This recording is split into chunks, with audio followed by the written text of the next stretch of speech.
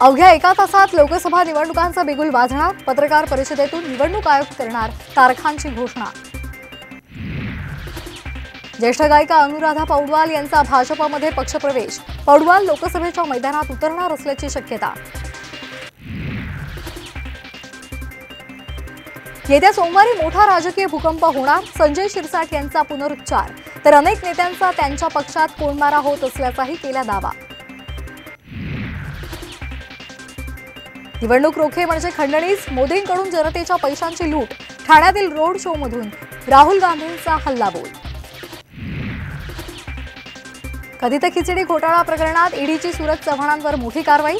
सूरज चव्हाण यांच्याशी संबंधित 88,51,000ची संपत्ती जप्त। मोदी फादर ऑफ करप्शन, तर ईडी अधिकारी भाजपचे वसुली एजंट। संजय राऊतांचा हल्लाबोल। राज्यात आणखी एका काका पुतळ्यामध्ये संघर्षाची शक्यता। स्वरूप जानकर माढा लोकसभा लढवणार, सूत्रांची माहिती। भारत जोडो न्याय यात्रेनिमित्तानं राऊत बंधूंची बॅनरबाजी। बॅनरवरून उद्धव ठाकरेंचा फोटो गायब। राहुल गांधींचा देश का नेता असा उल्लेख। वंचित सोबत न आल्यास महाविकास आघाडीचा प्लॅन बी।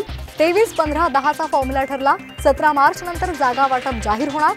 सिल्व्हर ओकवर बैठक।